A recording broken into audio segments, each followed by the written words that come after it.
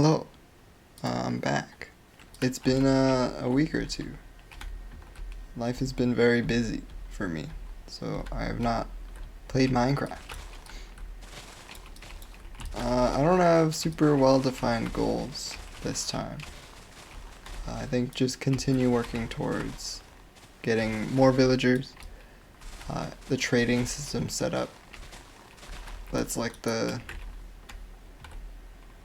primary objective for the next, honestly, probably the next couple episodes. I didn't rebuild this in creative because, wait, is that on fire? No.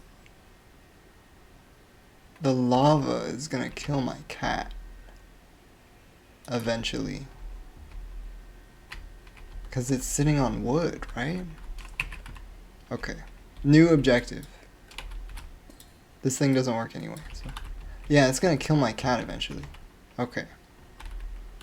We're gonna move you. We're gonna replace this with something that doesn't burn. And then I should move the lava, right? I think the cat is going to die if I don't. It doesn't work anyway, so like, you know, no harm done. And maybe it's good because I'll be able to check in the future if things have spawned, because I can just look and see them. Okay. No cat's death today. At least not from the creeper farm. Yeah, but that will not be fixed today. Yeah. So last episode, and this will tie into why I haven't made an episode in a week or two.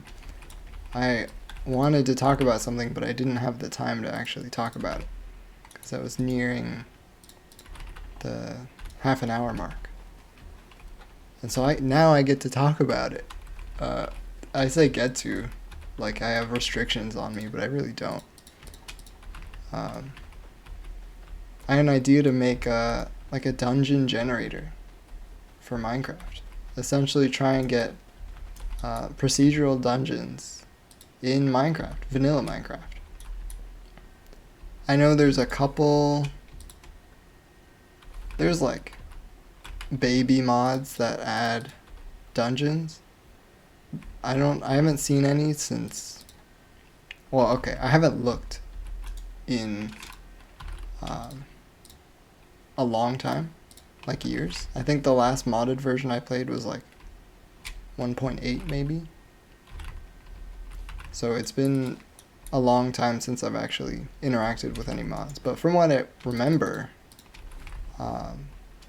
dungeon diving was somewhat basic.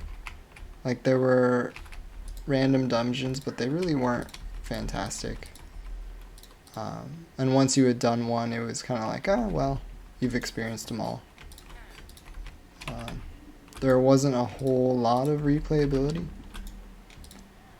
And that's with mods, right? Those were generated with the world. So once you explore it once, you know, great job. Ooh, that's a pretty good pick. Great job. You can't explore it again because it's, you know, it's lit up.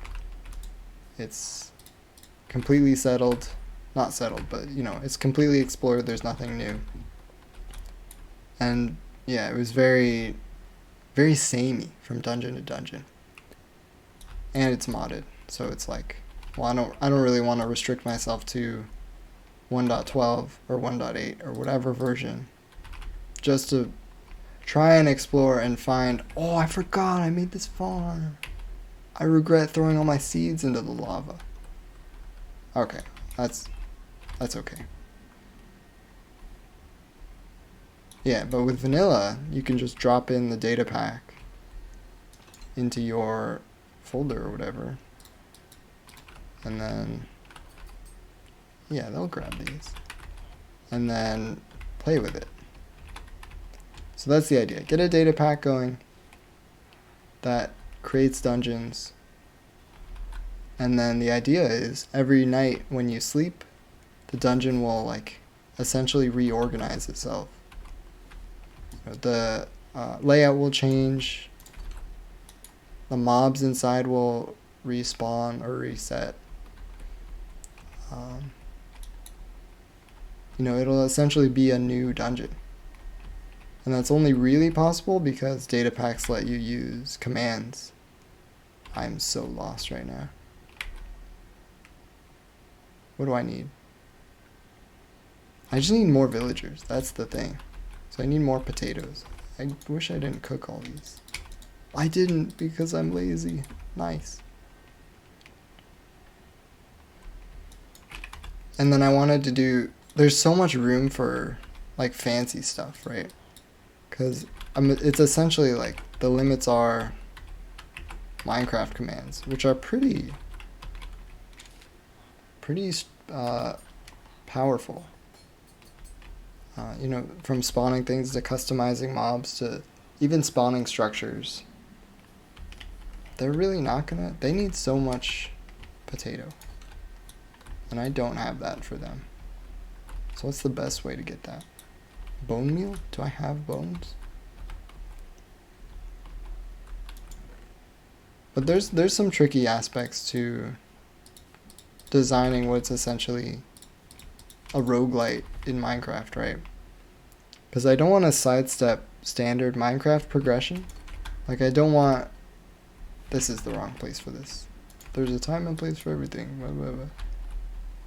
Like, I don't want someone to just spawn fresh into a Minecraft world and then walk into a dungeon, luck out with like a loot box, and then just find an elytra, right? Or even diamond tools. I think that would kind of ruin the whole point of it, which is not to replace aspects of Minecraft, but to just add content. So, you don't get anything, you'll never find blazes until you've actually gone to another fortress, right? And you can gate stuff like that behind achievements. Oh, yeah, let's go. We're finally getting more villagers. That's great news. And I have just a staggering amount of emeralds. I shouldn't have used all my paper because I need more of the lecterns. Of course. Okay. I have some. Okay, we're fine. Let's get a couple. Yeah, so you can gate stuff behind achievements. What do you need? How do you make a lectern? You need a bookshelf? You need a whole bookshelf? But there's just one book sitting on it. That's absurd. Right, I have to actually craft the bookshelf. So that's the main premise of it, right? Dungeons that'll reset overnight. Loot doesn't sidestep natural Minecraft progression. Just make them all, honestly. And it's just like... I want it to be a challenge. Not a challenge necessarily, but... I don't know, I just want it to be fun. That's like the crux of it. Oh, they can... Okay, I have to be careful, because the babies can walk through this doorway. I didn't actually craft it. Okay, we're good. No need to panic. Can I give you this to grow up faster? That's tragic. Okay, now we wait. I wasn't careful at all, and I was not punished, which is very cool. Some of the features I had planned, which, who knows? Okay, yeah, actually, this is a good time to talk about this. This is all following, like, the standard side project timeline, right? You have this wonderful idea. I have more wheat seeds. I'm, once again, not punished for making mistakes. Yeah, it's following the standard side project timeline, which is you have a cool idea. You go, oh, wouldn't it be sick if I had this blah blah blah? Like I could write a program to do that, and that would be cool, wouldn't it? And you convince yourself that yes, this would in fact be cool, and you would like to make it. So you start, like your brain goes into, I'm actually engaged in something that interests me and I have an ability for. Let's design the Christ out of it. Did he grow up yet? No. If he grows up in this little corridor, that's going to be a little annoying. I guess I can just break in through the side. So I had all these ideas about what I could do for like ways to generate it, and like rewards and resources. And I could do biomes, like, oh, I could customize these random layouts. And you can lock biomes behind advancements. So, oh, you only unlock this end stone biome once you've freed the end. Or you can only get this mushroom biome once you've visited a mushroom farm. Not a mushroom farm. What's it called? I don't remember the biome. Not mycelium, but like pink. Mushroom Island? Is that what it's called? Maybe. And I'll like have loot boxes that you are rewarded with when you exit the dungeon, and then you place them, and then they reward you with like a random loot table that you can decide in a config file. And then, oh yeah, actually, when you enter the dungeon, it clears your inventory and gives you like a basic Delver's kit. And then when you exit the inventory, it restores what you had before you entered. And then if you die, you only get to keep some of the rewards, right? Like your brain goes into overdrive into like, oh, wouldn't it be sick if I did this? Wouldn't it be sick? Yeah, I'm going to keep these with me, actually. Wouldn't it be sick if it could do that? I need to decide to do something because I'm just wandering around and rambling. So I'm going to go start a tree farm because we lack that. I have no dirt. Okay, this is good. We have things to do. We can go collect dirt. And saplings this way. And that's the trap, right? Because ideas are so trivial to come up with. They're so low effort. That's not true. The ideas that just come to you in like a eureka moment, those are the ones that are trivial because you made very little effort to get to those. I mined all this dirt. Oh, I used it for the farm. I remember. And it takes no energy at all to just be struck with inspiration. And then you go overboard designing something and like imagining how cool this project would be if it had X, Y, and Z parts to it. Just completely disregarding the effort it would take to actually do X, Y, and Z. And then the time comes where you're like, oh yeah, I can start the project, after work today. I'll get started, or this weekend. And then you realize that just doing X is like a decent sized undertaking. Like, oh, I actually can't do this in a weekend. That's unfortunate. And then all of those features that you laid out, that you were so excited about, that you were like, oh man, I just can't wait. It'll be so cool. I won't consider myself proud of this project unless it has all these things that I thought would be cool and sick, and yet didn't estimate how long they would take, how much effort they would take to do. And that's where, surely I'm not speaking from experience or anything. No, I finish all of my projects that I start. That's where the trap comes in, right? Because you've overscoped this project, and now the work you've done, which may be substantial and may be impressive on its own if you don't know the full context of the project or the goals that the project has, it doesn't matter, because you will feel like you haven't done much. You will feel like you haven't made progress, and it will feel like this project is out of your reach. And that's when you lose that initial drive. Any initial inspiration will just slowly drain, and you'll find yourself going, well, I don't really want to work on it today. There's kind of a lot I still need to do, and I need to there's this cool YouTube video that I've had on my watch later page. And then eventually you just forget, right? You just stop thinking about it. And then maybe you go back to playing Minecraft and you're like, oh man, it triggers that memory, right? Because your brain is sick and twisted. Or the human brain is sick and twisted. I'm sorry, I didn't mean to make an assumption about my viewer that your brain was sick and twisted. Although if you're watching this video, it's got 0 views.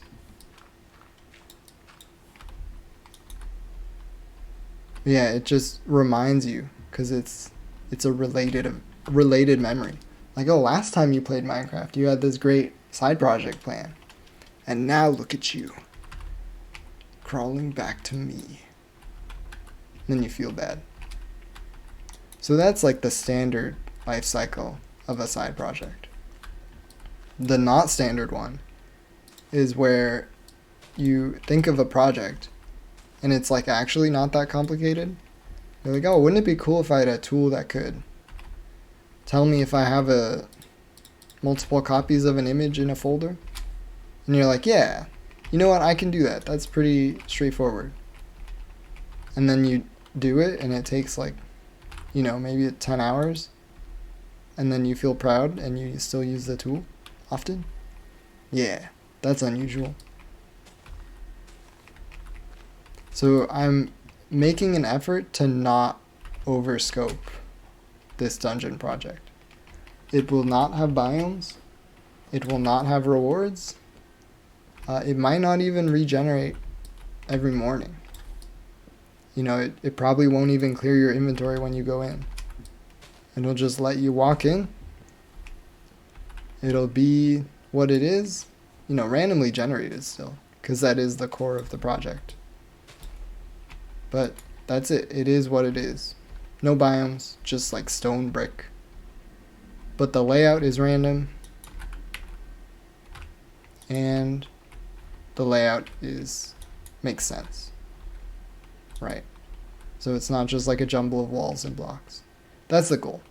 And that's what I've started doing. I'm probably going to keep my progress, not even talk about my progress, because I feel like that'll give me a false sense of satisfaction. And it'll be like, oh, well, I've already gotten the satisfaction from the project. My motivation is gone. No, I want to wait until I have something, and then I can show you. And by you, I mean keep a record of it. Because according to the standard life cycle, this will not happen. Yeah, kind of a cynical way to look at things, but I think I don't know. It is very cynical. The perspective that most projects would fail. Okay, that's not true. Most overscoped projects would fail. Especially when it's done in free time, free unpaid time. Okay, this is definitely enough to start a tree farm. So yeah, and here I am talking about overscoping leads to failures, but here I go again, overscoping, talking about custom rewards, right? I really wanted to see if I could give spawn eggs as a reward with custom custom AI that would essentially treat you as a friendly. So like it would still do, like a zombie would still do zombie things, but instead of attacking the player, it would just target hostiles. I don't know. That sounds really cool because it's a consumable, right? Did he walk in there? Where's the baby? Okay, the baby's still there. It's a consumable, but it still helps you out in the dungeon, right? In the reality where your inventory is essentially cleared except for dungeon-specific items, I feel like spawn eggs like that could be a huge boon, right? That and boss battles. But boss battles are like the limit of my overscoping. Because that's the point where I lose the thread of like how I could reasonably implement it. Because a lot of these features I'm talking about, or I've mentioned, are things that, well, maybe except the mob spawn eggs one, but are things that could actually be done. Like Minecraft has the commands to do these. Maybe I should chill with the trading, because this is kind of a lot. But the boss one, that's like, I don't even know where to start with that. Dude, once that child grows up, oh, we're getting new enchantments. We're gonna have to go enchantment grinding again. Which is not the worst, but, you know, it's not great. Okay, where do I put this? I think over there. There's nothing over there. Yeah, boss battles was where I, like, reflected on what I was planning, on everything that I had dreamed of for this project. And I thought to myself, this is too much. This is not going to happen. I need to be a little more realistic about what I can accomplish. Which is, I think, good. Because keeping that expectation in mind will just make it easier to work on it. In theory. It's only been, what, maybe like a week since I've started it? And all I have is a code that will generate a maze. And the next, okay. I'm going to continue the thought, but I just want to let you know that I'm aware that I said maybe 5 minutes ago that I would keep my updates non-specific and brief. But here I go updating and using the same joke again. All I have is code that generates a maze. And then I have to convert that. That's not true. Actually, this is more interesting. So Minecraft, and I will finish my progress update. Minecraft supports a file format called NBT. And that is irrelevant because, to what I'm going to say. My brain is just everywhere right now. Minecraft supports storing like structure information in files on your computer.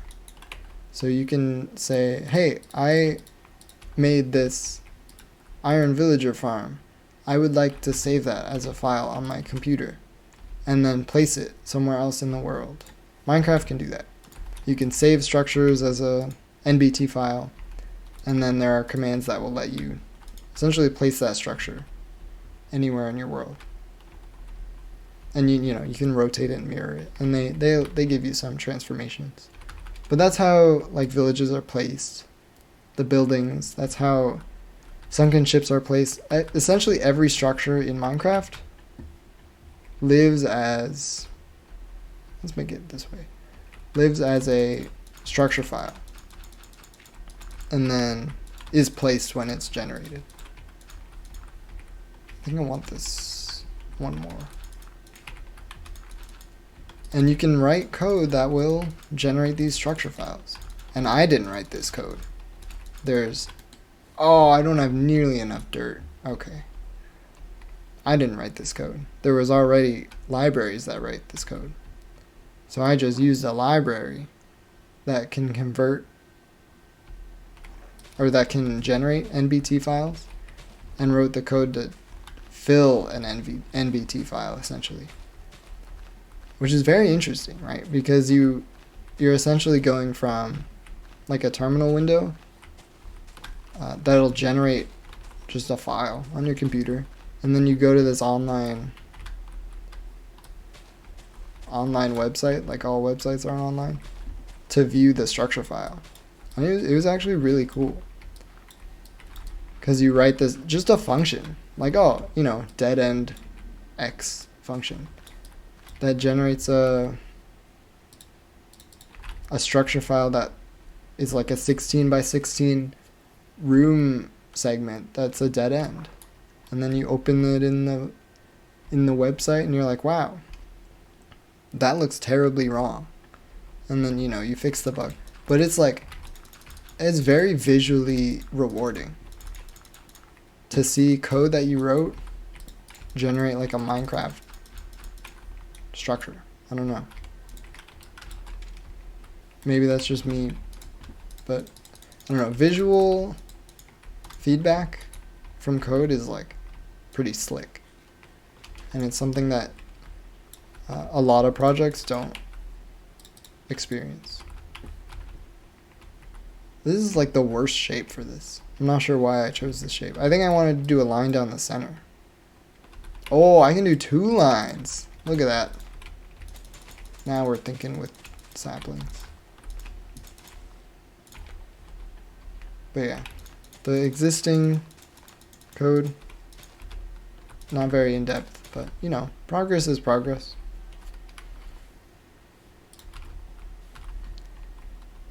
I think that's all the updates I had on that. All the news I wanted to share about that major cliffhanger. Now we just wait for this. Inventory is all sorts of messed up.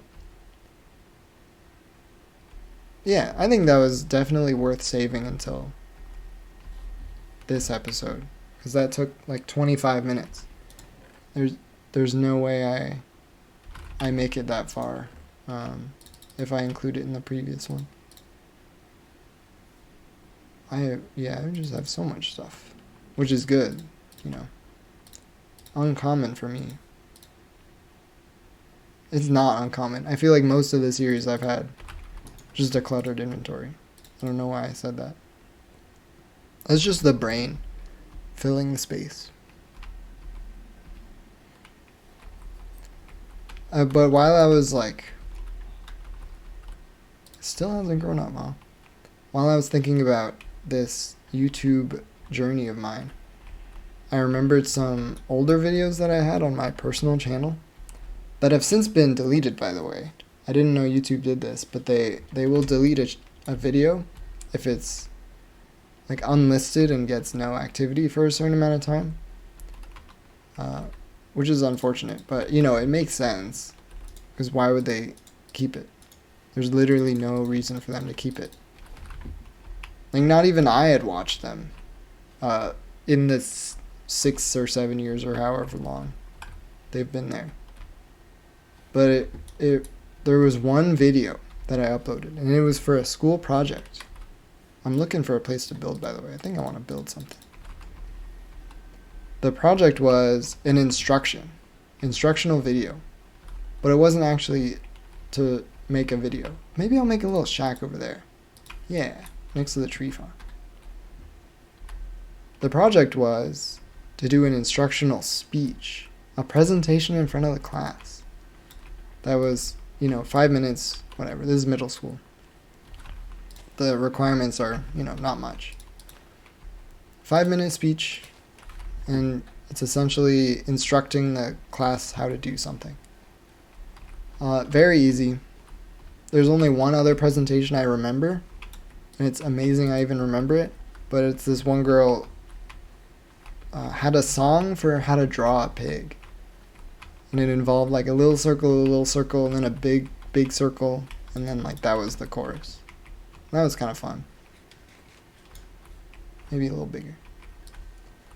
But I was the shy kid, and of course, when presented with the opportunity to, instead of presenting, recording a video instead, and then just having it play in front of the class, I was like, oh, that's perfect. I might have, once again, overscoped myself, because I don't think I have enough wood to make this shack. Also, it's so much bigger than a shack would be. So I just gotta cool it. Cool the jets a little bit. So presented with this wonderful opportunity to not have to get in front of the class and present, whatever. I was like, okay, I'll do the video. No one's ever offered this before. This must be me getting older. In middle school, we have so much responsibility now. And the technology, oh my goodness, we can record videos and just have them play. That wasn't that noteworthy, or not that revolutionary. That was fairly common, but I don't know. It was definitely appealing to me. So I did. I remember doing this. I filmed a video about making a grilled cheese sandwich. And I hate looking back on it, too, because it was probably the most boring video ever made. For a few reasons. One, I was not in the video. Despite being the director, producer, and literally the only person involved in the video, I was not actually in the video. It was exclusively spatula, stovetop, pan, bread, and grilled cheese, ingredients, which I suppose bread is a part of. And so that was step one to how to make a boring video. And step two was do what you're doing, but slowly and poorly. I took maybe like 6 minutes to make this grilled cheese sandwich. Which maybe you're thinking, oh, that's not bad. I don't have nearly enough wood for this. That's not bad. If you're making maybe you're making like an aioli to put on the bread, and maybe you're putting like turkey in it. Maybe it's actually a melt and not grilled cheese. No. Thank you for your mercy, your merciful assumptions. But it was not like that. I'm actually gonna do like a weird, like open on both ends kind of thing. 'Cause why not? Live a little. Cheap out on materials. It was just bread, butter, and the plastic wrapped singles.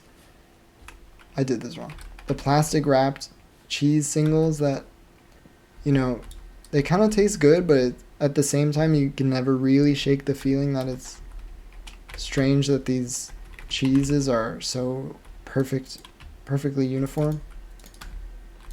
It was just bread, butter, and those cheeses. That's it. Maybe we'll put a little window action. Have to do 2 wide here. And I cooked it so slowly. Like, as I've gotten older, I've respected that, higher temperatures and lower temperatures for longer are not synonymous, right?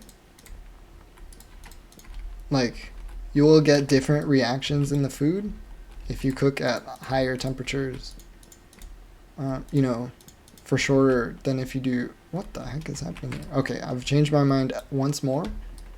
We're doing full windows because I can, and no one will tell me I cannot. So I cooked this, you put the butter on the bread, and of course the butter is cold, so it like tears into the dough, or not the dough, but the bread. Those kind of ruin it, but that's the price you pay for structural integrity. And you put the bread on the pan. I used all the logs. Okay, our tree farm is working. Not a problem. Actually, the episode is nearing its end, so I'll just, finish the story and we'll continue this next time. But, you know, the bread's already tearing up a little bit. It's cooking so slowly, and you know, you have to brown the bread on the pan. You can't just jump right into the cheese because you need the butter to brown. Oh, it took so long, and I'm not gonna explain the rest. Oh, actually, there's one more thing. I had probably the strangest music choice. I had like EDM playing for the entire 6-minute or 7-minute video of just this grilled cheese sitting on a pan, slowly cooking. Oh, it was humiliating. Actually, one of the most embarrassing times of my life. Yeah, we'll have to finish this next time. I'll just put some torches in it. It was, oh. I'm glad the video is deleted. I'm glad YouTube has given me the ultimate kindness in scrubbing that from the internet. Oh, we got a villager. We can do that next time too. It's truly a mercy to not have access to that video anymore. Because just thinking about it is getting me a little flushed. You feel like the pinpricks of like sweat. Oh, I hate it. Terrible. Okay. On that note, we actually have tasks for next time. We can build the house. Trade with the villager, get the new enchanted book trade. And then continue to ignore the broken spawner. Yeah. And who knows, maybe in like 3 months, I'll come back and there will just be like a dungeon in the side of that mountain. Wouldn't that be sick? I think that would be sick.